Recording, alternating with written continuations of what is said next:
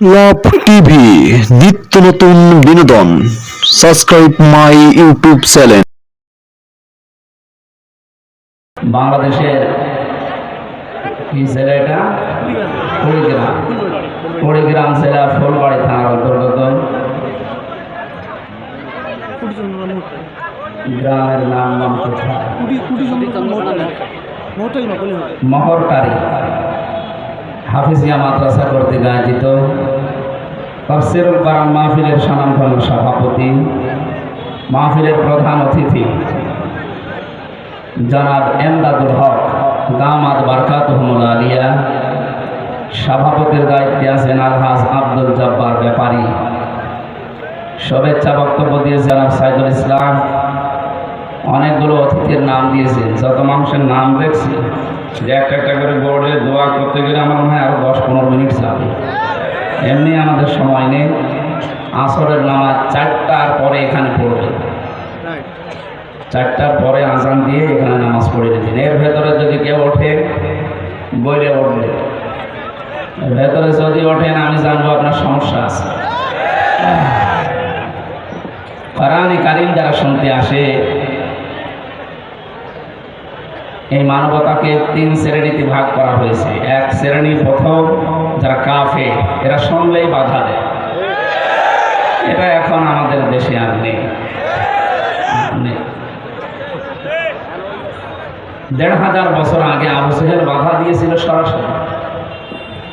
সেই সময় ছিল IMA জাহিলিয়াতের যুগ। 1500 বছর পর 2024 সালের 5 আগস্টের আগ পর্যন্ত এদেশে বাধা দিয়েছে ইনডাইরেক্ট। 14 জায়গায় পারমিশনের ব্যবস্থা করেছিল।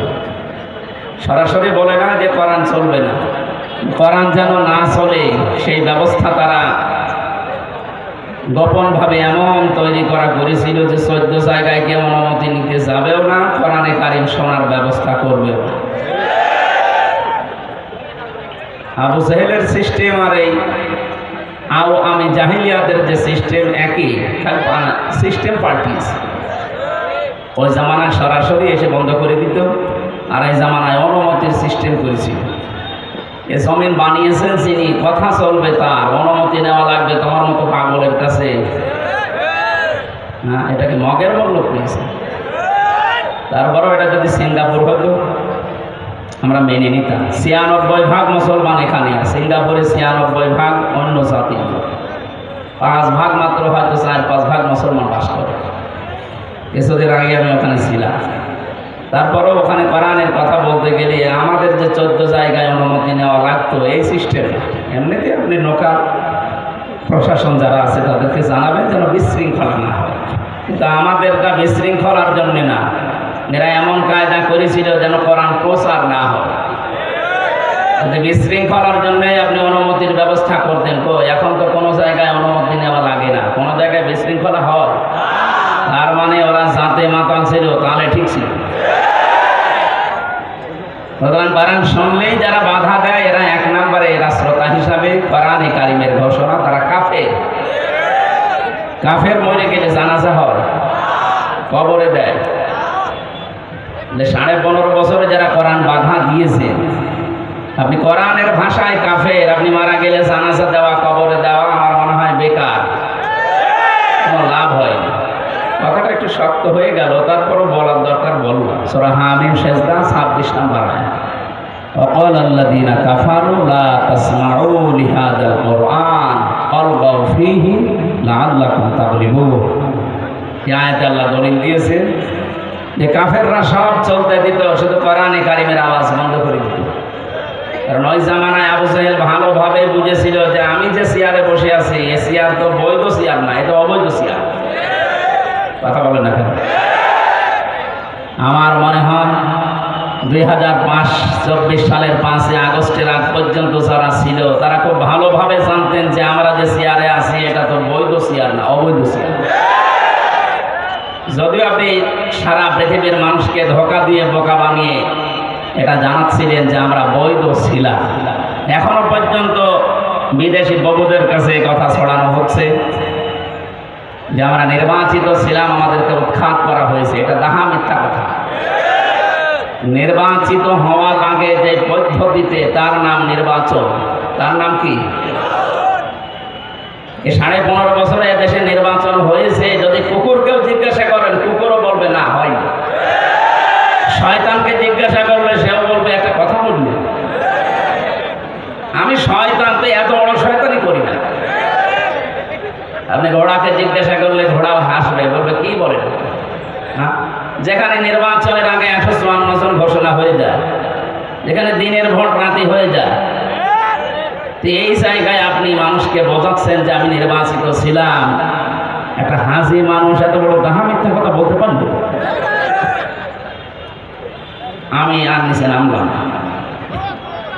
সুতরাং আমরা চাই সামনে যারা এই মিথ্যা কথাগুলো বিদেশের প্রভুদেরকে শোনাচ্ছেন, তারাও জানে, আমার দুনিয়া জানে যে দেশে নির্বাচন 15.5 বছরে হয়নি। নির্বাচন হলে আমরা নির্বাচিত জনপ্রতিনিধি পেতাম। তাদের আচরণগুলো এটার দ্বারাই প্রমাণ হয়েছে দেশে নির্বাচন হয়নি। সুতরাং কোরআনে কারিম শুনলে যারা আমরা বাধা দেই, কোরআনের ভাষা অনুযায়ী তারা কাফের। এখানে ওই শ্রোতা নেই, না এখানে নেই এখন। দ্বিতীয় নম্বরে কোরআনে কারিম শুনতে আসে, বিশ্বাস করে, এ কথাও জানে যে হামসা বলবে, ও বাবার কথা বলবে না, কোরআন থেকে বলবে। কিন্তু وَإِذَا قِيلَ لَهُمْ تَعَالَوْا إِلَى مَا أَنزَلَ اللَّهُ وَإِلَى الرَّسُولِ رَأَيْتَ الْمُنَافِقِينَ يَصُدُّونَ عَنكَ صُدُودًا। সূরা নিসার 61 নম্বর আয়াতে আল্লাহ জানিয়েছেন, নবী আপনি যখন বলবেন আসো আল্লাহর বিধানের দিকে আসো, রাসূলের আদর্শের দিকে আসো, নবী আপনি নিজেই দেখতে পাবেন রাআইতাল মুনাফিকিনা ইয়াসুদ্দুনা আনকা সুদুদা। ওরা আসবে, বিশ্বাস করবে, শুনবেও, কিন্তু যখন দেখবে যে না এগুলো আমাদের বাস্তবের সাথে মিলছে না, আমাদের প্র্যাকটিক্যাল লাইফের সাথে মুহাম্মদুর রাসূলুল্লাহর কথা মেলে না, তখন আস্তে করে আপনার কাছ থেকে ওরা পেছন ফিরে কেটে পড়বে। এরা হচ্ছে নির্ভেজাল টাটকা মুনাফিক। আমার মনে হয় এইটা বাংলাদেশে আছে। কথা বলেন কেন বললাম বলেন তো? নবীজি ইন্তেকালের আগে জানিয়েছেন পৃথিবীতে মুনাফিক তৈরি হবে শুধুমাত্র মুসলমানদের ভেতরে। মুসলমান, ইহুদি, খ্রিস্টান, বৌদ্ধ, হিন্দু, মাজুসি এদের ভেতরে তৈরি হয় না, কারণ ওরা সরাসরি কাফের। না আমাদের আলাদা থাকতে পারে, ইহুদি, খ্রিস্টান, বৌদ্ধ, হিন্দু, তাই কি সব ওরা কাফের, সব কি।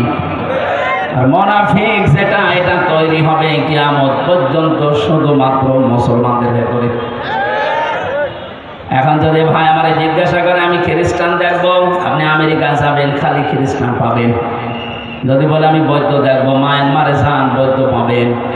বলে আমি ইহুদি দেখবো, ইসরায়েলে যান ইহুদি পাবেন। হিন্দু দেখবো, পাশের রাষ্ট্রে যান ভারতে হিন্দু পাবেন। উনি যদি বলে আমি মুনাফিক দেখবো, বাংলাদেশে পাঠাতে হবে, কারণ এদেশে 96% মুসলমান। এদেশে মুনাফিক থাকার সম্ভাবনা সবচাইতে বেশি। বলেন আমাদের চিন্তা ভাবনা করার বিষয় হচ্ছে আমি আবার মুনাফিক হয়ে গেলাম না তো, মুনাফিকের কোনো জার আবার আমার ভেতরে চলে আসলো না তো। কারণ যেহেতু সম্ভাবনা বেশি আছে। খলিফাতুল মুসলিমিন হযরত ওমর মাঝে মাঝে হুযায়ফা ইবনুল ইয়ামিন রাদিয়াল্লাহু তাআলা আনহু তাকে ডাক দিয়ে বলতেন, ভাই তোমার তো নবীজির গোপন অনেক কথা জানো, নবীজি ইন্তেকালের আগে মুনাফিকদের একটা লিস্ট তোমার কাছে দিয়েছিল যে মদিনায় এই এই লোক মুনাফিক। তুমি যে জানাজার নামাজে যাও সেটা মুনাফিকে থেকে মুক্ত আছে। যে জানাজার নামাজে তুমি যাও না, বুঝতে হবে তার ভেতরে সমস্যা আছে। তুমি একটু ওই লিস্টের ভেতরে দেখো আমি ওমরের নামটা আছে কিনা। হযরত হুযায়ফা ডাক দিয়ে বলেন, খলিফা কি বলেন আপনি? আপনার নাম লিস্টের ভেতরে মুনাফিকের খাতায় থাকবে মানে? হযরত ওমর বলে, হুযায়ফা নবী ছাড়া কারো ঈমান নিরাপদ না, কে কখন বেঈমান হয়ে যায় মুনাফিক হয়ে যায় বলা যায় না। তুমি এখন দেখো আমার নামটা যদি থাকে, এখন তাওবার দরজা বন্ধ হয়ে হয়ে যায়নি, এখনো সময় আছে। আমি এখনো পর্যন্ত তওবা করে অন্তত ভালো হওয়ার সুযোগ আছে। আকাশের তারকা দেখতে পান রাতের বেলা। নবীজি বলেন কেউ যদি তারকা গণনা করে একদিন হয়তো তারকা শেষ করে ফেলবে গণনা করতে করতে। কিন্তু হযরত ওমর সে মুসলমান হওয়ার পরে নেকির কাজে আঞ্জাম দিয়েছে। কোন মানুষ যদি ওমরের নেকি গণনা করে জীবনেও শেষ করতে পারবে। গ্রামবাসী এই হাদিসটা শোনার পরে চিন্তা ভাবনা করা দরকার। তারপর কোন জায়গায় ছিল আর আমি আছি কোন জায়গায়। জান্নাতের গ্যারান্টি যারা দুনিয়াতে পেয়েছে তার ভেতরে তিনি 2 নম্বরে। কোন রাস্তা দিয়ে হেঁটে গেলে শয়তান পর্যন্ত 40 দিনের রাস্তায় যেত না ভয়ে।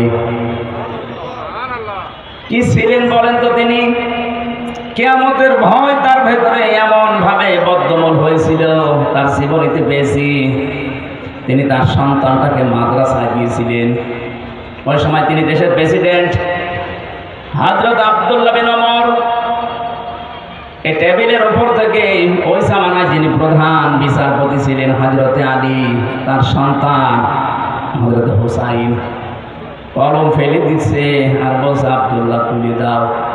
3 বার তুলে দেওয়ার পরে তিনি রেগে গেছেন। হযরত আব্দুল্লাহ বলেন হুসাইন বারবার কলম ফেলে দিলে আর আমাকে তুলতে বলো, আমি কি তোমার চাকর খাদেম নাকি? হুসাইন রাগ করে বলেই ফেলেছেন তুমি শুধু খাদেম না, খাদেমের বাচ্চা খাদেম। সাধারণ জেনারেল মানুষকে বললে সে রেগে যায়। আর উনি ওই সময় প্রেসিডেন্টের ছেলে। বাড়িতে যেয়ে বলছে আব্বা আমি আর মাদ্রাসায় যাব না, আমার ক্লাসমেট হুসাইন আমাকে গালি দিয়েছে, আমাকে না তোমাকেও ছোট করেছে আমার ছাত্রদের সামনে। তুমি যদি বিচার না করো তাহলে আমি মাদ্রাসায় পড়া বন্ধ করে দিলাম। হযরত ওমর জ্ঞানী ছিলেন, বিচক্ষণ ছিলেন। তিনি বললেন বাবা ঠিক আছে, বিচার তো এখন করা যাবে না, জমার দিন। হাজারো মানুষ আসবে মসজিদে নববীতে, ওই সময় সবার সামনে বিচার করা হবে। তিনি জমার নামাজের খুতবা দিচ্ছিলেন, ডাক দিলেন, আলোচনা বন্ধ করে দিয়ে হুসাইন আসো। বলে হ্যাঁ সামনে আসো। তুমি আমার সন্তানটাকে মানুষের সামনে অপমান করে গালি দিয়েছো, গোলামের বাচ্চা খাদেমের বাচ্চা বলে। বলে হ্যাঁ দিয়েছি। কেন দিলে? হযরতে হুসাইন বলে খলিফা বুকে হাত দিয়ে বলেন তো আপনি কি আমার নানার খাদেম ছিলেন না? হযরত ওমরের কথা বন্ধ হয়ে গেছে। ডাক দিয়ে বলে হুসাইন আমি তো এভাবে চিন্তা করি নাই, সত্যি তো আমি তোমার নানার খাদেম ছিলাম।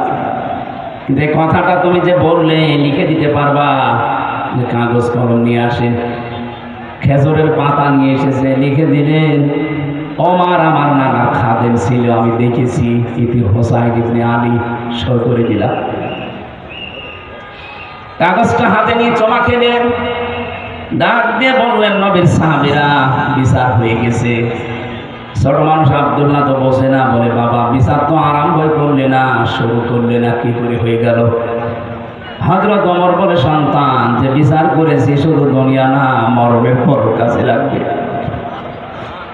আমি যখন মারা যাব এই কাগজটা আমার কাফনের ভেতরে দিয়ে দিও। মরণের পরে আল্লাহ যদি আমার জীবনে কিচ্ছু কবুল না করে, কিছু যদি আল্লাহর ভালো না লাগে, পছন্দ না হয়, কাগজটা আল্লাহকে দেখাবো, ডাক দিয়ে বলবো মালিক কাগজের দিকে তাকাও, দেখো তোমার নবীর নাতি লিখে দিয়েছে আমি নবীর খাদেম ছিলাম। এই ওসিলাই হলো আজকে তুমি আমার মাফ করে দাও।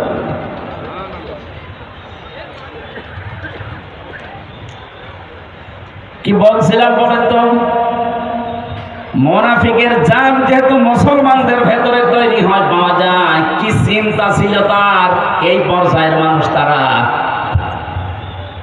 অথচ এখানে আমরা যারা আছি, যেহেতু মুসলমানদের ভেতরে মুনাফিক তৈরি হয়, আমরা যারা বসে আছি আমাদের ভেতরে মুনাফিকই থাকতে পারে না পারে না? আপনি এবার মেলাবেন, ইদা হাদ্দাসা কাযাবা ওয়া ইদা ওয়াদা আখলাফা ওয়া ইদা আতমিনা খান। নবীজি বলেন কথা বললে যারা মিথ্যা কথা বলে। এই যে সারা বিশ্বের মডেলদের কাছে আজ আপনি হাসি মানুষ হয়ে ছড়াচ্ছেন যে আমি নির্বাচিত ছিলাম, আমাকে উৎখাত করা হয়েছে, এটা ডাহা মিথ্যা কথা কিনা বলেন তো? আপনি নিজের কথায় তো নিজে মুনাফিক হয়ে যাচ্ছেন। অন্তত এই মিথ্যা কথা মরণের আগে বলেন না। ওয়াদা করলেই মানুষ খেলাফ করে। কি ওয়াদা করেছিলেন 15 বছরে? ক্ষমতায় যাওয়ার আগেই বলতেন, ক্ষমতা যদি আল্লাহ আমাদেরকে দেয় আমরা মদিনার সনদে দেশ চালাবো। দেশ আপনি চালিয়েছেন মদিনার সনদে না, মোদির সনদে। একটু পাল্ট দিয়ে ফেলেছে। কোথায় মদিনার সনদ আর কোথায় মোদির সনদ? আকাশ পাতাল পার্থক্য। এ পৃথিবীতে 6 জন মানুষ হত্যাকারী তালিকায় আছে, তার ভেতরে মোদি একজন। ইন্টারনেট খোলেন, দেখবেন 6 জনের তালিকায় ওর নাম আছে। আপনি আর সনদ খুঁজে পেলেন না। মদিনার সনদ যদি না নিতেন, আফগানিস্তানের সনদ নিতে পারতেন। আপনি এমন মানুষের সনদ নিয়েছেন, মোদির সনদ। তার মতো নিজেও গণহত্যাকারী হিসাবে স্বীকৃতি পেয়ে গেছেন। 165টা মামলা তার বিরুদ্ধে। এখন আমার তো মনে হচ্ছে আমি 2টা মামলায় 3 বছর বিনা কারণে জেলে ছিলাম। ওনার 165টা মামলা, যদি এক মামলায় 1.5 বছর করেও জেল হয়, কবরে চলে যাওয়া লাগবে। জেলে দেখেছিলাম অনেকের মামলা। জিজ্ঞাসা করতাম, ভাই কয়টা মামলা দিয়েছে? বিএনপির এক নেতা পেয়েছিলাম, ওই বড়গোনার বলছে বেশি না, 313টা। মকিম গাজী এরকটার সাথে একদিন দেখা হলো, বললাম ভাই কয় বছর জেল দিয়েছে? 160 বছর। 160 বছর আপনি বের হবেন? এখনো আশা করেছে হ্যাঁ বের হবে। এই যে লোকটা মারা গেল, শাহজাহান জল্লাদ, 30 বছর পরে বের হয়েছিল। ওনার প্রথম দিন আমার দেখা, কারাগারের প্রথমেই বললাম ভাই কে? বলে আমি সেই শাহজাহান জল্লাদ। ওরে বাবা, কয় বছর জেল আপনার? 130 বছর। কয় বছর আছেন? ওই সময় বলছিল 27 বছর। 3 বছর পরে 30 বছর। একটা মানুষের 130 বছর, 160 বছর জেল। আমার তো মনে হচ্ছে গণহত্যার সাথে যারা জড়িত, আন্তর্জাতিক অপরাধ ট্রাইব্যুনাল অলরেডি গঠন হয়ে গেছে। যেটা ছিল ওইটাই নবায়ন করে এখন কাজ চালানো হচ্ছে। একটা মামলায় যদি ফাঁসি নাও হয়, 1.5 বছর করে তো জেল হবে। আমার মতো কথা বলছেন এখন 165টা মামলায় কত হতে পারে বলেন তো? যা বয়স, কব্বরে যে আবার উঠবে, আবার জেলে যাবে, আবার উঠবে। ওয়াদা দিয়ে ঠিক রাখেননি। আমানত রাখলে খেয়ানত করে। কি করেছেন বলেন? এদেশটা এখন কত ঋণের বোঝা বহন করছে। বিশ্বনবী যেদিন নবুয়ত, ভালো করে শুনবেন, নবী যেদিন নবুয়ত পাওয়ার পরে আসলেন, খাদিজাকে বলেছিলেন জাম্মিলুনি জাম্মিলুনি ইয়া খাদিজা, আমারে ঢেকে দাও, আমি ভয় পেয়েছি, আমি আমার জীবনের ব্যাপারে আশঙ্কা করছি। হযরতে খাদিজা ওই দিন 5টা কথা নবীজিকে বলেছিলেন। দ্বিতীয় নম্বরের কথা ছিল, হে নবী আপনি ভয় পান কেন? কোনো ভয় নেই। ইন্নাকা লা তাসিলুর রাহিমা, আপনি তো আত্মীয়তার সম্পর্ক ঠিক রাখেন। যাদের সাথে আত্মীয়তার সম্পর্ক আছে, রক্তের সম্পর্ক আছে, এগুলো আপনি ঠিক রাখেন, এগুলো আপনি কাট করেন না। তা আপনি ভয় পান কেন? পৃথিবীতে যারা মানুষের সম্পর্ক ঠিক রাখবে তাদের কোনো ভয় নেই। হাদিস দ্বারা বোঝা যায় যারা পালিয়ে যাচ্ছে, পালিয়ে গেছে, এই মানুষগুলোর আত্মীয়তার সম্পর্ক, রক্তের সম্পর্ক ঠিক ছিল না। এই জন্যই তো এত ভয় তাদের উপরে। ভয় পেয়ে পালিয়ে গিয়েছেন এই কারণে যে আপনার আত্মীয়তার সম্পর্কগুলো আপনি ঠিক রাখেননি। যদি ঠিক রাখতেন তাহলে পালিয়ে যেতেন না। আপনাদের রংপুর বিভাগের যেহেতু পুত্রবধূ, আপনারা হয়তো তার দেবর হন না শ্বশুর হন, কি অন্তত এই সম্পর্কটাও ঠিক রাখলো না, পালিয়ে চলে গেল। এখন দেবরগুলো শ্বশুরগুলো সব এতিম হয়ে গেছে। আমি আর নামলাম না। 2 নাম্বারটা বলার জন্য আমি বলছিলাম খুব কড়া কথা এটা। তাহমিলুল কাল্লা, খাদিজাতুল কুবরা ডাক দিয়ে বলেন, স্বামী আমার আবুল কাসেম ভয় পান কেন? কোনো ভয় নেই, কারণ আপনি মানুষের বোঝা বহন করেন। মানুষের বোঝা আপনি হালকা করে দেন, সে কষ্টের বোঝা হোক, দুঃখের বোঝা হোক, ঋণের বোঝা হোক। যারা মানুষের বোঝা হালকা করে, মানুষের বোঝা বহন করে, তাদের ভেতর থেকে ভয়, এটা আমার আল্লাহ নিজে দূর করে দেয়, কোনো ভয় নেই। তাহলে হাদিস দ্বারা বোঝা যাচ্ছে আপনি মানুষকে যে বোঝাগুলো দিয়ে গেলেন, আপনার বিবেকে কি বলে? কোটি কোটি টাকা মারিং কাটিং করে বাইরের দেশে পাচার করেছেন, কেউ ছেলের নামে, কেউ মেয়ের নামে, কেউ বুবুর নামে, কেউ দলীয় নামে। এদেশে এখন এত ঋণ, কেউ যদি জন্ম নেয় তার মাথার উপরে 1 লাখ টাকার ঋণ। এই যে বিশাল বোঝা দিয়ে গেলেন, সব চাইতে বড় বোঝা। 2780 জন মানুষ এখনো পর্যন্ত হাসপাতালের বেডে কাতরাচ্ছে। তাদের কারো পা নেই, হাত নেই, চোখ নেই, অন্ডকোষ নেই। তারা এখন তার পরিবারের জন্য, সমাজের জন্য, এই দেশের জন্য বিশাল একটা বোঝা।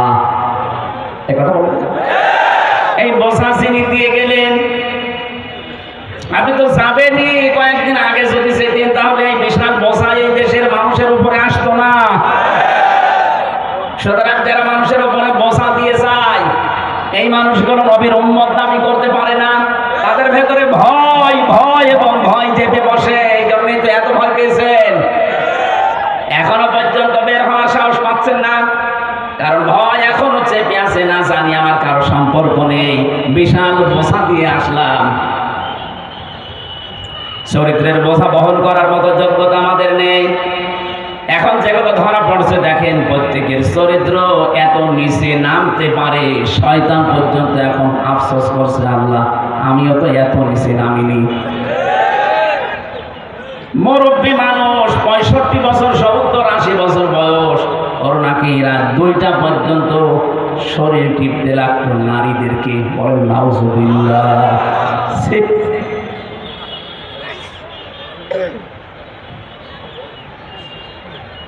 সবচাইতে বড় কলঙ্কিত অধ্যায় এই আয়না ঘরটা।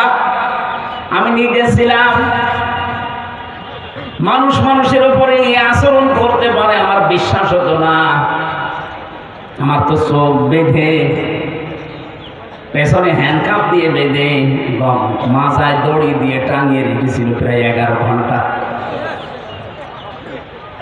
যখন রাতের বেলা নিয়ে যেত, কিছু কিছু মানুষকে বলতাম, ভাই এখন কয়টা বাজে? আমি জানি না যে এখন দিন না রাত। নিস্তব্ধতা যখন নেমে আসতো বুঝতাম যে এখন মনে হয় রাত হয়েছে, কিন্তু কয়টা বাজে আমি জানি না। 4 ওয়াক্ত নামাজ আমি আন্দাজে পড়েছিলাম। কারো কারো নখ দেখতাম এত বড় বড়, চুল দাড়ি গোপ, মনে হচ্ছে জঙ্গল থেকে বেরিয়ে আসতেছে। এখানে যারা দায়িত্ব পালন করতো, মাঝে মাঝে আমার মনে হতো, আল্লাহ এই মানুষগুলো তো 6 ঘন্টা 8 ঘন্টা পরে বাইরে যাবে, এরা যা করে গেল। একটা জীবিত মানুষকে এমনি বসিয়ে রাখলে তো হয়, এই যে পায়ের ভেতরে হাত দিতে হবে, পায়ের ভেতরে ভাবে হাত দিয়ে, সামনে লোহার ব্যারিকেড আছে, এই জায়গায় হাত দিয়ে হ্যান্ডকাপ দিয়ে আটকিয়ে দিত। আরে ভাই 2-5 ঘন্টা 10 ঘন্টা পরে তো মাজা ব্যথা হয়ে যাওয়ার কথা। 24 ঘন্টা, বছরের পর বছর, কেউ 8 বছর, 10 বছর, 14 বছরের মানুষ আমি পেয়েছি।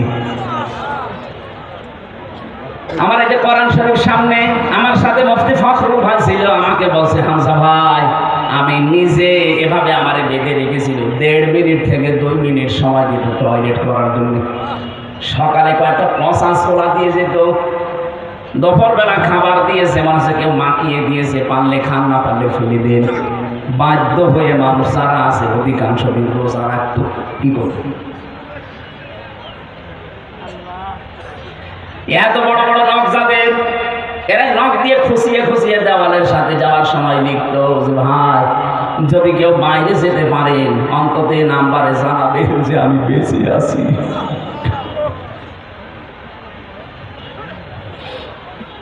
এখনো পর্যন্ত অনেকে জালেমের সাফাই দেয় যে কি করেছি মানে আপনি কি করবেন? আর পৃথিবীর ইতিহাস পাল্টিয়ে দিয়েছেন। আমি তো মাত্র কয়েকদিনে আমার এই পিঠের মাজার ভেতরে এমন একটা ব্যথা, আজ পর্যন্ত এই 3 বছর ভালো হয়নি। শরীর এখনো স্বাভাবিক না। সেদিন রংপুরে আমার এই সাইডটা প্রায় মিনি স্টক হয়ে গিয়েছিল। ডায়াবেটিস এত বেশি হয়ে গেছে 3 বছর জেলে থাকার কারণে। কারণ আমি তো জেলে না, আমি ফাঁসির কন্ডের সেলের ভেতরে ছিলাম। 24 ঘন্টা আমার তালা লাগিয়ে রাখতো।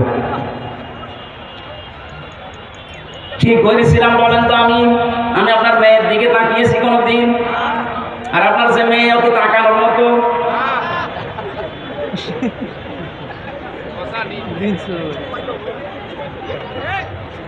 শুধু কোরআনের কথাগুলো সহজ সরল ভাষায় যেই ফোর্সে আল্লাহ জানিয়েছে ওই ফোর্সে একটু বলতাম, এইটাই আমার অপরাধ।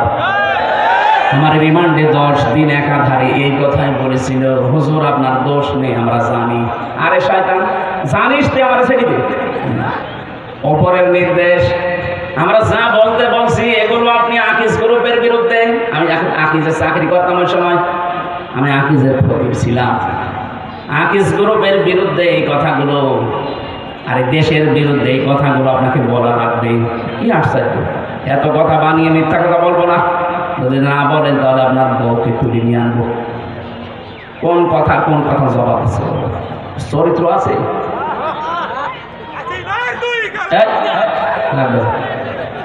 এমনি বাড়ি খাচ্ছে, আমার বাড়ি দেওয়ার দরকার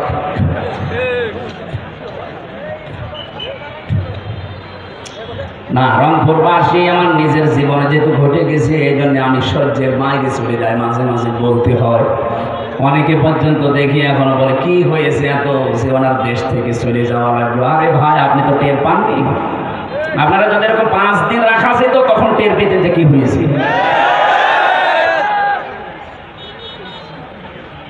আলেমদের দায়িত্বে রাখতো বেশিরভাগ হিন্দুদেরকে, দেবদোলাল, সুব্রত, কুমার, এই সমস্ত মানুষদেরকে আমাদের দায়িত্বে বসিয়ে রাখতো। ও তো এমনি আল্লাহ রাসূল বিশ্বাস করে না, ওর কাছে আলেম আর জালেম সবসময়। যদি কোনো মুসলমান দিত তারপরেও তো কিছু সুখে দুঃখের কথা বলতে পারতাম। এদিকে 3.5 হাত, এদিকে 1.5 হাত, এতটুকু একটা ঘরের ভেতরে 24 ঘন্টা যদি তালাবদ্ধ করে রাখে, মানুষ এমনি মরে যাবে। তারপরেও পাহারাদারগুলো যদি একটু ভালো হয় তাদের আচরণ, মুসলমান হলে তো কয়েকটা ভালো পেতাম। এই 3 বছরের ভেতর মাত্র কয়েকটা মুসলমান পেয়েছি, বাকি সব হিন্দু। ওদেরকে আরো শিখিয়ে দিত যে ইমামুল হক, আমির হামজা, সাখাওয়াত হোসেন রাজি, জামাত ইসলামের যিনি আমির এখন ডাক্তার শফিকুর রহমান, জামাতের সেক্রেটারি জেনারেল যিনি মিয়া গোলাম পরোয়ার, এদের সাথে এমন আচরণ করবা বাইরে যে যেন সব ভুলে যায়। আমরা কি কোরআন পড়েছি আল্লাহকে ভুলে যাওয়ার জন্যে? আরে 3 বছর না, সারাটা জীবনও যদি কবরের ভেতরে থাকার লাগে, কোরআনে কারিমে যা পড়েছি কোনোদিন ভোলার কথা না। আমরা তো দুনিয়াদার না আপনার মতো, খার তো পেলেই ভুলে যাব। কোরআনে যা পড়েছি 100 ভাগ বিশ্বাস করে পড়েছি। এই জন্য কোরআনে কারিমও আমাদেরকে ঠিক ওইভাবেই পথ দেখিয়েছে। আজকের আলোচনাটা আমি ওইভাবে আলোচনা সাজিয়েছি। আল্লাহ যেন আমাকে সহজ সরলভাবে বোঝানোর তৌফিক দেন, বলেন আমিন। 2 নম্বরের শ্রোতা পেলার মুনাফিক, আসে শুনতে বিশ্বাস করে, কিন্তু যখন দেখেছে ওদের সাথে মিলছে না কথাগুলো, আস্তে করে কেটে পড়ে। বিভিন্ন জেলাতে এখন এই কথা মানুষ বলছে, হুজুর যা বলেন সব আমার বিরুদ্ধে যায়, কি ওয়াজ করেন? কি করবো, আমি কি আয়াত বানাবো? আপনার পক্ষে যাওয়ার মতো তো কোনো আয়াত নেই, আপনার মন চলে বেপরদায়। এক কথা বলে না কেন? আপনি টাকা ছেড়ে রাখেন, টাকা আসে না? এই এলাকায় এগুলো শুরু হয়নি, আসে মানে 180 মাইল থেকে চলছে। 1000 টাকা ছেড়ে দেয়, 1 মাস পরে 1100 করে টাকা পায়। এটা মায়ের সাথে জেনা করার গুনাহ হচ্ছে। যারা যারা এই কাজে আছেন তারা এই কাজ ছেড়ে দেবেন বাড়িতে। কারা কারা ছেড়ে দেবেন হাত তোলেন তো। আমি জানি আছে দাঁড়িয়ে না মানুষ, আপনি নাও ছুটবেন না, আপনি লজ্জা করে না? আপনি না খেয়ে মরে যাবেন, এরপরও যদি এই সুদের টাকা তুলতে চান আপনি। এই এলাকায় এটা আছে, আমি জানতাম না। আমি আসার পর একটা টাচ পেয়েছিলাম যে টাকা ছেড়ে রাখে অনেকে, মাসে মাসে টাকা আসে। আমার কুষ্টিয়ার বড় বাজারে একজন বসে দেখছি জিকির করছে। বললাম ভাই কি করেন? জিকির করছে। জিকির করেন সব সময় তো খালি বসে থাকতে দেখি, কাজ নেই আপনার? না, কাজ নেই মানে শহরে থাকতে হলে টাকা লাগে। কুষ্টিয়ার মতো এত বড় একটা শহরে আপনি বাস করেন, টাকা পান কোথায়? আমার ব্যবসা আছে। কি তো বাবার জমি ছিল, এটা বিক্রি করে ব্যাংকে রেখে দিয়েছি, ওখান থেকে লাভ আসে, ওইটা তুলি খাই আর আমি আল্লাহ আল্লাহ করি। এটা সুদ, সুদ বলবেন না, ইন্টারেস্ট। ইন্টারেস্ট হোক আর সুদ হোক, জিনিস একই, কবিরা গুনাহ হবে। বস আপনি জোরে কথা বলেন না, আমি জানি কবিরা গুনাহ হয়। এই জন্য টাকা আমার নামে না, টাকা আমার বোন নামে। গোনা যদি হয় বোন নামে, এরপরেও যদি আল্লাহ গোনা দিয়ে দেয়, এই জিকির করি, এই জিকিরের সওয়াব আর ওই গোনা কাটাকাটি, মাঝখানে জান্নাতে যাবো ফাও, কি ধান্দায় আছে দেখিছে? এইরকম ধান্দায় যারা আছেন তারাই হাত তুলেছিলেন, মনে করছেন আমি নামাজ পড়ি, রোজা রাখি, দান সাদকা করি, আরে মাসে মাসে একটু তুলি, তাতে কি কাটাকাটি হয়ে যাবে? না, মায়ের সাথে জেনা করার গুনাহ হচ্ছে আপনার আমলনামায়। কিসের নামাজ, কিসের রোজা আপনার? আমি আশা করছি এই মুহূর্তে বাড়িতে এটা ছেড়ে দেবেন। দেবেন তো? অনেকে টাকা, এই যে জমি জায়গা নিয়ে ব্যবসা করছে, আমি এই ভাইয়ের কাছে, এমদাদ ভাই না, ওনাকে আমি 1 বিঘা জমি দিলাম, 1 লক্ষ টাকা নিলাম, যতদিন জমি জায়গা করে খাবো টাকা ফেরত দেওয়া লাগবে না। এই সিস্টেম আছে কি? এটার নাম কি? বন্ধকি। না, এটা জেনা করার গুনাহ হচ্ছে, হবে না। এটা কারা করছেন আপনি না জেনে করছেন আমি জানি, হাত তোলেন তো।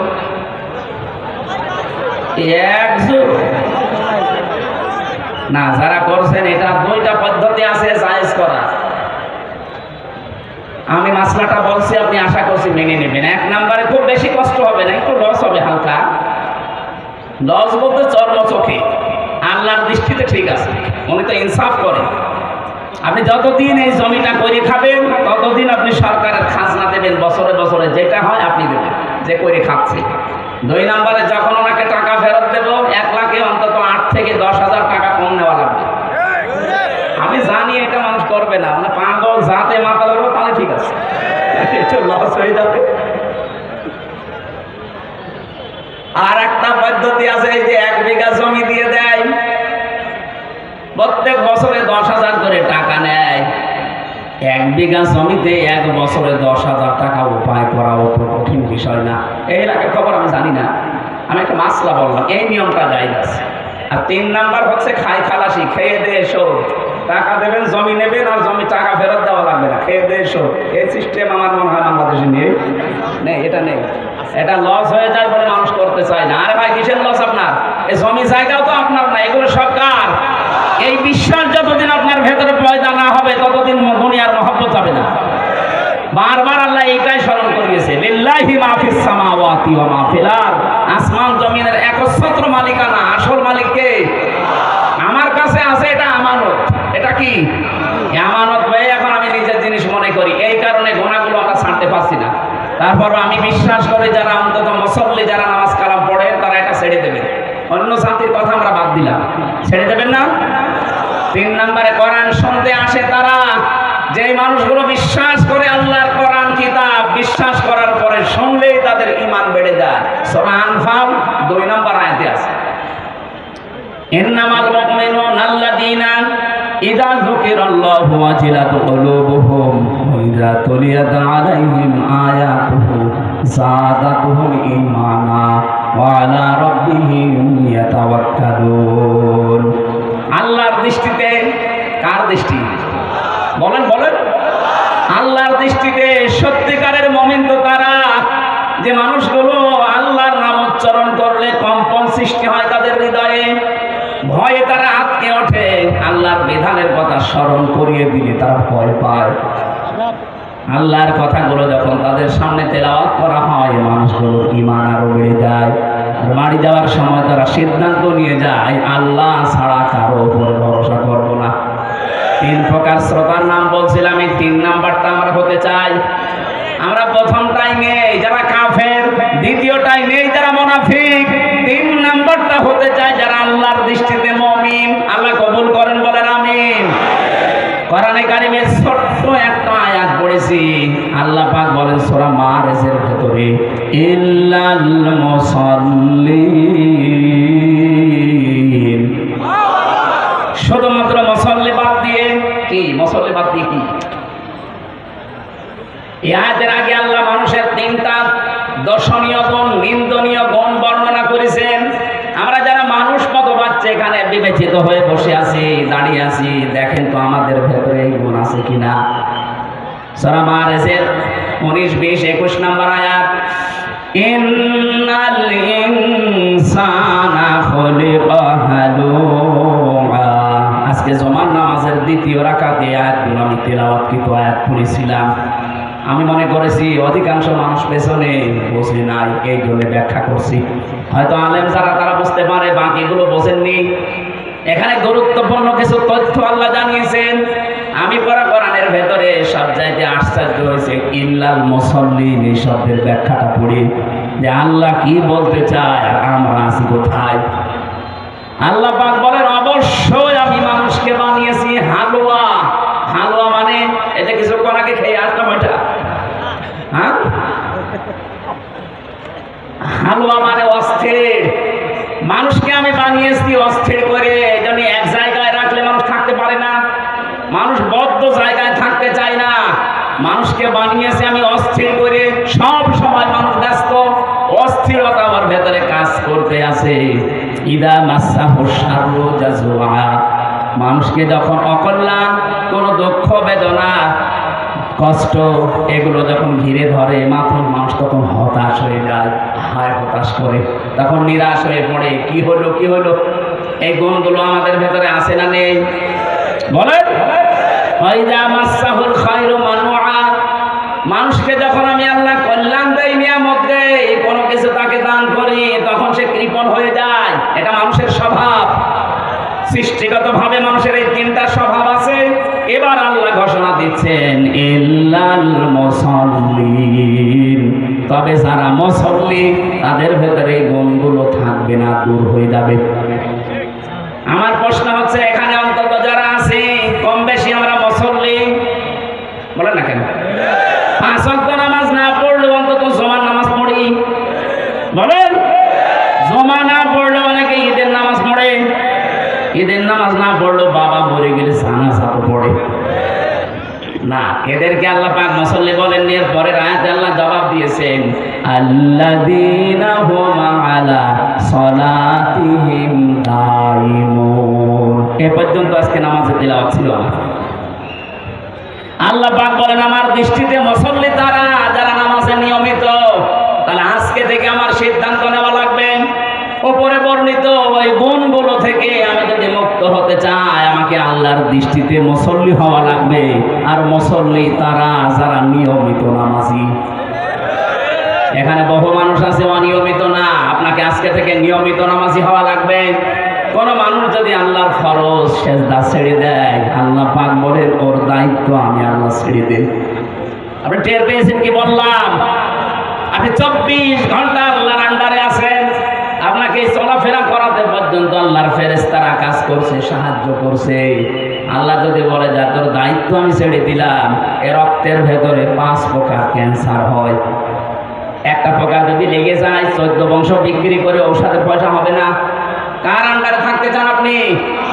সুতরাং আল্লাহর আন্ডারে থাকতে হলে অবশ্যই আপনাকে ফরজ সেজদা জীবনে বাদ দেওয়া যাবে না। আজকে থেকে কঠিন সিদ্ধান্ত নিয়ে যাবেন, যত কঠিন অবস্থা হোক আমি ফরজ নামাজ বাদ দেব না। আজরাইল যতদিন আমার কাছে না আসে, আর যাই হোক আমি ফরজ নামাজ বাদ দেব না। কারা এই সিদ্ধান্ত নিতে পারেন দেখি তো? লিল্লাহি তাকবীর। দেখেন তো হাত তোলেন কে? লিল্লাহি তাকবীর।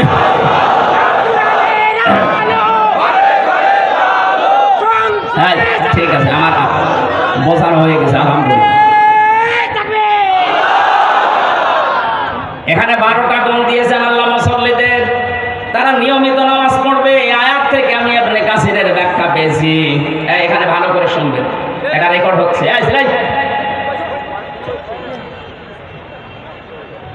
সেই বিশ্ববিদ্যালয় 16 সাল থেকে শুরু করে এই 24 সাল পর্যন্ত, এই কয়েক বছরের মাত্র 3 বছর আমি ছেলে ছিলাম। বাকি সময়টা কোরআনে কারিমের প্রচার দেশ বিদেশে আমি করেছি। এটা রেকর্ড করবেন ভালো করে। গুরুত্বপূর্ণ কয়েকটা কথা বলছি। আজকে থেকে আমি যতদিন বেঁচে আছি, অন্তত কোরআনে কারিমের তাফসীর আকারে, যেহেতু আজকে জমার সময় আপনাদের ইমাম মনে হয় নাকি জানি না, উনি বলছিলেন আমি নিজেও শুনেছি। আমাদের অভিভাবক যিনি আমির জামাত ডাক্তার শফিকুর রহমান হাফিজাহুল্লাহ, উনি জানিয়েছেন তাফসির মাহফিলের ময়দানগুলোতে হেদায়েতমূলক কথা কোরআন দিয়ে হাদিস দিয়ে আখিরাত ভিত্তিক কথাগুলো তুলে ধরবেন, মানুষের চরিত্র যেন সংশোধন হয়। এখানে প্রচলিত যে রাজনৈতিক বিষয়গুলো আছে অ্যাভয়েড করবেন। আমি আজকে থেকে ওটা করার চেষ্টা চালাবো, যাতে মঞ্চে আমরা সবাই আসি, সব ধরনের মানুষ। এখানে কোরআনের হেদায়েতমূলক কথাগুলো আজকে থেকে আমরা বলবো, কারণ হেদায়েত দেওয়ার একচ্ছত্র মালিকানা আল্লাহ, আমার হাতে নেই। এর ভেতরে যদি কোরআন আর হাদিসের রেফারেন্সগুলো দেখবেন, ইবনে কাসিরি আছে, মারিফুল কোরআনে আছে, ফি জিলালিল কোরআনে আছে, আর তাফহিমুল কোরআনে আছে। খুব বেশি আমি তাফসিরগুলো এগুলো থেকে রেফারেন্স দেই। বাকি খুব বেশি যদি গুরুত্বপূর্ণ কথা হয় তখন ফি তাবারি থেকে অথবা তাফসির খাজিনে যায়। আমার অধিকাংশ কথাগুলো ইবনে কাসির অথবা মারিফুল কোরআন এই কেন্দ্রিক পাওয়া যাবে। দ্বিতীয় নম্বর, যে সমস্ত তথ্যগুলো বিভ্রাটের কারণে, আমি মিথ্যা বলি নাই, কিন্তু ভুল তথ্য গেছে জাতির কাছে, তার ভেতরে 16 সালে একবার গিয়েছিলাম, এই যে পরিমণির নানা বলে একটা তথ্য বলেছিলাম, এই যে স্বামী ব্যবসা, এটা আমি একজনের কাছে শুনে বলেছিলাম, এটা ভুল হয়েছে, মিথ্যা না, এটা ভুল হয়েছে। এটার জন্য আমি ক্ষমা প্রার্থী জাতির কাছে, আপনারা মন থেকে আমার মাফ করে দেবেন। এরকম কথা আমি আর সামনে অন্তত বলবো। দ্বিতীয় নম্বরে, জাফরি উস্তাদকে নিয়ে একটা কথা বলেছিলাম, কিছু আলেমদের বক্তব্য শোনার কারণে আমি এরকম কোনো কথা আর সামনে বলবো না। নির্ভরযোগ্য তথ্য না জেনে সেই কথা জাতির সামনে বলবো। 3 নম্বরে, কয়েকদিন আগে বগুড়াতে এখন যিনি উপদেষ্টা হয়েছেন সরওয়ার মোস্তফা সরওয়ার ফারুকি, এনাকে আউট করে দিয়ে ওই জায়গায় আসিফ মাহতাব স্যারকে ইন করা হয়েছে। এই কথাটা আমাকে স্টেজে ওঠার আগে কয়েকজন হুজুর বলে দিয়েছিল, আমি নিজের থেকে বলি না। এখন যেহেতু শুনলাম পরে এসে, না, ওনারাও আন্দাজে বলেছে। সুতরাং এখন থেকে কোরআন আর হাদিসের বাইরে জেনারেল কোনো কথা বললে আমি চিন্তা ভাবনা করি, অথেন্টিক তথ্য 100% নিশ্চিত না হয়ে বলবো না। যেগুলো বলি কোরআন হাদিসের রেফারেন্স দিয়ে হেদায়েতমূলক কথা বলার চেষ্টা চালাবো ইনশাআল্লাহ। 2 নম্বরের বিষয় হচ্ছে আমার নাম নিয়ে জেল থেকে বের হওয়ার পর থেকে আরম্ভ হয়েছে, এখনো থামেনি একটা চক্র। এটা 018-এর পরে শেষে 16 এই নাম্বার দিয়ে বাংলাদেশের বিভিন্ন প্রান্ত থেকে ও বলে, আমি আমির হামজা বলছি, হজরের ডেট খালি আছে, আপনারা টাকা পাঠান, ডেট দিচ্ছি। এটা আমি ওপেন জানাচ্ছি, আমার দাওয়াত নিতে হলে আমাকে সরাসরি বাড়িতে যাবেন অথবা দেখবেন। উনি ভিডিও একটা কাটিং করেছে, কম্পিউটারের মাধ্যমে এডিটিং করে পেছনে সেট করে বলছে, দেখেন হুজুরের সাথে কথা বলে, আমার মুখ নড়ায় আর কীভাবে কি সিস্টেম করে মানুষকে শোনায়। এটা একটা চক্র আছে। আমি এটা থানাতে দিয়েছিলাম, এর নামে আমি ডায়েরিও করেছি। ওনারা বলছে হ্যাঁ পাওয়া গেছে, এর বাড়ি হচ্ছে কুমিল্লা জেলার মুরাদনগর, এর নাম নয়ন দাস, এটা হিন্দু মানুষ। কিছু মুসলমানদের সাথে মিল করে আমার নামে এই টাকাগুলো বাংলাদেশের 5,000, 10,000, 20,000 করে খেতে আছে, আজকেও খেয়েছে। সেদিন খুলনাতে অধ্যাপক মিয়া গোলাম পরোয়ারের কাছে 50,000 টাকা খেয়েছে।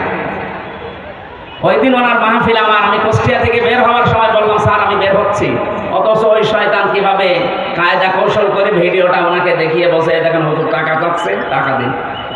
উনি মনে করছে কি আশ্চর্য, আমির হামজা আমার কাছে 50,000 টাকা চাবে। ও আবার বলছে যে টাকা যদি না দেন আমি ঘুরে গেলাম, আমি আসলাম না।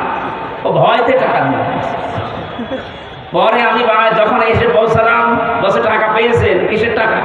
যেটা আপনি কথা বললেন, তো আপনার সাথে তো আমি সেই বের হওয়ার সময় কথা বলেছি অডিও কলে। আচ্ছা না, আপনি ভিডিও কথা বললেন। এই চক্রটা এখনো কাজ করছে, আজকেও কুড়িগ্রাম থেকে টাকা নিয়েছে। সাবধান করছি, সারা বাংলাদেশে এটা যাতে রেকর্ড হচ্ছে, প্রচার করে দেবেন। এই চক্র যেন আর একটা টাকা কারো কাছে খেতে না পারে। আমার দাওয়াত নেওয়ার সময় 4 আনা পয়সাও কাউকে দেওয়া লাগবে না। যদি কেউ টাকা চায় ওরা বেঁধে রাখবেন, ওরা পিটিয়ে আমি নিজে ওই জায়গায় আদা মারা করে ফেলবো। এটা আমার দায়িত্ব, কোরআন প্রচার করা এটা আমার দায়িত্ব। আসার পরে যা করবেন ওটা আপনার দায়িত্ব। আমি 1 লাখ 2 লাখ 50,000 না হলে আসবো না। কোন হুজুর বলিস এটা? যারা এগুলো করছে ওরা দুনিয়াদার, ওরা ব্যবসায়ী। আমি ব্যবসা করার জন্য দুনিয়াদার হয়ে আমি আখেরাত বিক্রি করার জন্য আসি না। আমি আর কয় বছর নাই বাঁচবো, এখন আমার 33 বছর বয়স, খুব বেশি হলেও না আর 50 বছর। এরপরে তো আমার মাটির নিচে যাওয়া লাগবে। এই সম্পদগুলো রেখে আমি করবো কি? আমার তো ছেলে নেই, মেয়ে আছে 3টা, যা করবো কামাই, সব খাবে জামাই। ওই লোকের ছেলের জন্য আমি জাহান্নামে যাব? জীবনও না। আমার যা হয় ওই যথেষ্ট। এটা নিয়ে সতর্ক করলাম, এগুলো খেয়াল রাখবেন। আমার আজকের আলোচনার বিষয়টা ছিল মুসল্লিদের গুণাবলী নিয়ে আমি আলোচনা করবো। আমি আরো আগে উঠলে আমার মনে হয় ভালো হতো, দেরি হয়ে গেছে উঠতে। আপনাদের মাহফিলগুলো আসলে কালেকশন করে শেষ করে ফেলে। এত মানুষ আসে দূর দূরান্ত থেকে কথা শোনার জন্য। না, এখানে টাকা দেন, আগের থেকে এগুলো তুলে নিতে পারবেন না। মাহফিল যারা দেবেন আগের থেকে 1-1.5 মাস আগে সব তুলে নেবেন। মাহফিলের দিন যেন খালি বক্তাকে 1-1.5 ঘন্টা কথা বলার জন্য দেবেন, যারা তাফসীর করতে পারে। তাই বলে আবার তাহেরি ভাইকে নিয়ে এসে ইয়ালি বাবা, কেল্লা বাবা, ফতে বাবা আরম্ভ করিল। আল্লাহর নামের সাথে যারা অন্য কারো নাম জুড়ে দিয়ে জিকির করে, এদের শাস্তি হবে কিয়ামতে ডবল। আয়াত সূরা ফুরকান 68 নম্বর আয়াত। মাআল্লাহি ইলাহান আখারা, যারা আল্লাহকে ডাকার পাশাপাশি অন্য কাউকে ডাকেন, তাদের শাস্তি হবে ডবল। ওনারা জিকির করে, আল্লাহ আল্লাহ বলে, এরপরে ইয়ালি বাবা, কেল্লা বাবা, ফতে বাবা, এগুলো বিভ্রান্ত করছে মানুষকে। এই আলেম নামে এই কিছু জালেম। আপনারা সতর্ক থাকবেন। আমি জানি রংপুর বিভাগের এই 8টা জেলার মানুষেরা সহজ সরল। এরা এত সহজ সরল, বাবাকে ভাই বলে ফেলে না। এত সহজ সরল হলে হবে না। আমাদের একটু চোখ কান খোলা রাখা লাগবে। আজকে থেকে এই মাসলাটা মনে রাখবেন, আল্লাহ বাদে কারো নামে জিকির করা জায়েজ নেই। কথা বলেন না কেন? এবং আল্লাহ ছাড়া অন্য কাউকে ক্ষমতার উৎস বিশ্বাস করাও হারাম। অথচ এই দেশে বহু মানুষ এই বিশ্বাসে আছে। যারা আছেন তারা এক্ষুনি পাল্টাবেন, নয়তো আপনি মুশরিক। বাংলাদেশ জামাত ইসলামী তারা এই বিশ্বাসে বিশ্বাসী যে ক্ষমতার উৎস জনগণ নয়, ক্ষমতার উৎস আল্লাহ। এই জন্য জালেমরা তাদের নিবন্ধন পর্যন্ত বাতিল করে দিয়েছিল। আল্লাহ মনে হচ্ছে নিজে অ্যাকশন নিয়েছে, 5 দিনের মাথায় তাদেরকে নিষিদ্ধ করে দিয়েছে।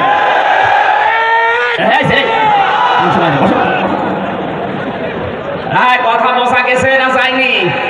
এই শিরিক বাংলাদেশে যাদের ভেতরে আছে, আমাদের অনেকের ভেতরে আছে, ক্ষমতার উৎস জনগণ না, এটা শিরিক। কারণ আল্লাহ যেটা পারে ওইটা অন্য কেউ পারে, এই বিশ্বাস করার নাম শিরিক। আর শিরিক যারা করে তারা মুশরিক। আর মুশরিক ছিল আবু জেহেল। আপনি আবু জেহেলের সাথে কিয়ামতে উঠবেন? আপনি চান মুসলমান নাম নিয়ে মুশরিক হয়ে কিয়ামতে উঠতে? সুতরাং এরকম কোন দলে যদি থাকেন, ওই দল আপনাকে পাল্টানো উচিত। ক্ষমতার উৎসকে এটা আমি বানালাম। সূরা বাকারার ভেতরে আছে, 2 নম্বর পারা 4 নম্বর পৃষ্ঠা 3 নম্বর লাইনে আছে, আন্নাল কুওয়াতা লিল্লাহি জামিআ, সব ক্ষমতার উৎসকে।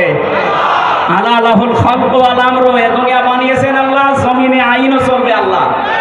আল্লাহর আইন বাদ দিয়ে অন্য কারো আইন যারা প্রতিষ্ঠার জন্য আন্দোলন করে, কোনো মুসলমান ওই দলে থাকতে পারে না।